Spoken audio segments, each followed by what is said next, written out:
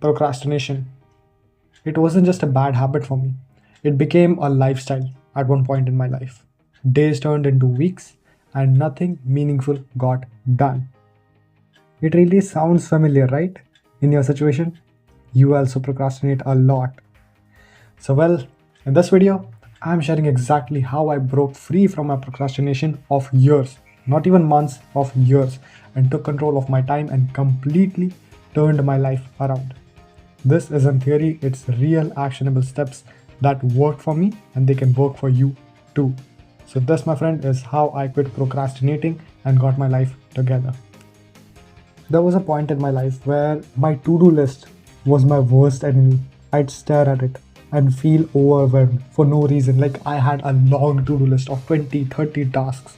Like, can you imagine 20, 30 tasks on a to-do list? And I would just look at it and feel overwhelmed in the morning itself. I would convince myself that, okay, I'll do half of them tomorrow. And by the afternoon, I'll just convince myself that, okay, I'll do all of them tomorrow. But tomorrow never came.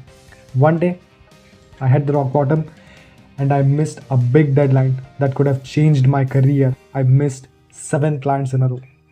That's when I realized procrastination wasn't just about laziness, it was about fear, perfectionism, and bad habits. I decided enough was enough and I started making small intentional changes, and here's exactly what I did. So, before jumping into the framework, let's understand why we procrastinate.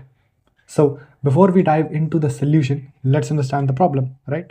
Before you go into the war, you have to first understand your enemy, right? So, there are 3 main reasons of why we procrastinate. The first one, fear of failure. You avoid tasks because you're scared of doing them, because you think that you'll fail at it. You are scared of the examinations because of the failure that you'll fail at it. That's why you try to avoid exams, you try to avoid tests, not particularly because you are not sure about your preparation, or not because you are not ready with your learnings and everything, not because you doubt yourself, because you're afraid of the examinations. Then the second thing is overwhelm. When a task seems too big for your brain opts for easy distraction. So let's say, for example, I want to create this big project which includes hundreds of modules and dozens of functionalities and a lot of different things. Like, it's too complex for one guy to handle. So it's too big to handle for a single guy. So it feels overwhelming. So my brain opts for easier distraction, like Instagram or maybe any of the things. It opts for easier distractions.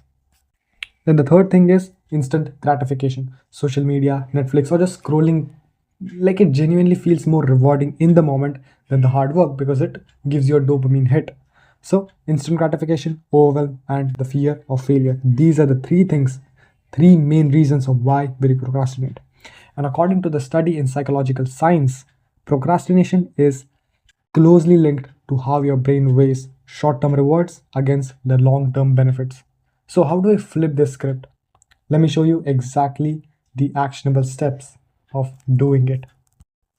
So, step number 1, start with the 2-minute rule. So, commit to working on any task just for 2 minutes. Most of the time, you'll end up continuing. Most of the time, like 99% of the time, you'll continue it anyways. Say, for example, I want to create this project and I have to create maybe a login page or a sign up page or whatever that happens to be. I'll just convince myself that, okay, I'll sit down and do the work for just 2 minutes. Maybe I'll just create the boilerplate. Maybe I'll just write the username. Maybe I'll just create an input box. And most of the time, like, it's 100% of the time for me these days, that I'll just sit there and I will complete the entire sign up page just because I said to myself, okay, 2 minutes, 2 minutes, 2 minutes, 2 minutes, and that's it. And by the time I realize, I've been working for at least 2 hours. This is the Zeigarnik effect, which makes you finish what you started. Like, it's really hard to just get started. Once you get started, it is easier to keep the momentum. This is what Zeigarnik effect is all about. So you have to just get started. So don't overwhelm the task. Just say to yourself that, okay, 2 minutes of work, that's it. And most of the time, you'll end up continuing. The second thing is time block your distractions. So instead of avoiding distractions completely, schedule them. For example, work for 50 minutes on 10 minutes of social media break. Just tell your brain that, okay, you will get social media, but after this 50 minutes of deep work, or after this 40 minutes of reading, or after this 30 minutes of journaling, or whatever that happens to be. This reduces the temptation to interrupt your focus during work. So basically, you know that you will get that particular reward which your brain craves for, which your brain loves. If you just completely eradicate social media from your entire schedule, your brain will be like, okay, we miss that particular dopamine hit, we miss that particular reward system, we miss that free chemical, we miss that reward chemical, that feeling of niceness that you get from scrolling social media and watching a really relatable reel. But if you schedule it into your timetable that okay, we'll watch it maybe for 10 minutes after our deep work session, then this basically reduces the temptation, and then you can reduce the time as you go forward. The third thing is set minimum viable goals. So break your task into smallest possible steps. Instead of write an essay, first just try to write first sentence. That's it, just first sentence. Don't overwhelm yourself. Set minimum viable goal. Do the bare minimum. The basis of it is do the bare minimum.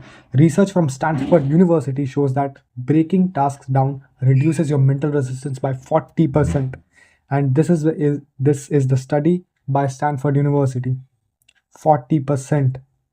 It reduces your mental resistance by 40%. That is a big number. Then the fourth and the last thing is use the accountability trick. So share your goals with someone you trust, or set up a public deadline. According to the study of the American Society of Training and Development, yes, the American Society of Training and Development, people are 65% more likely to complete a goal if they commit to it to someone or they announce it publicly. So basically, all you have to do is announce it publicly. Put this basic goal on social media, or maybe put this on your Twitter handle or LinkedIn or whatever that happens to be, or tell some of your friends or family, and you're 65% more likely to complete that goal. 65, that's a good number.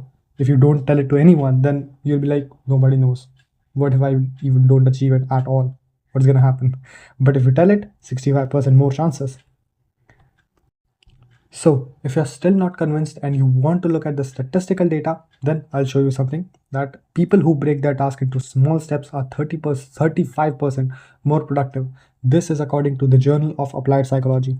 Then there was another one. Scheduling break has been shown to increase focus by 20% as per the research from MIT. The third thing is sharing goals with an accountability partner boosts your success rate by 65%, as I mentioned earlier in the prior one. So all you have to understand is procrastination isn't permanent. You can beat it just like I did. Start with just one step I shared today and let me know in the comments which one you're trying first. If you found this video helpful, hit the like button and subscribe button. And if you didn't like this video, then hit the dislike button. And see you in the next one.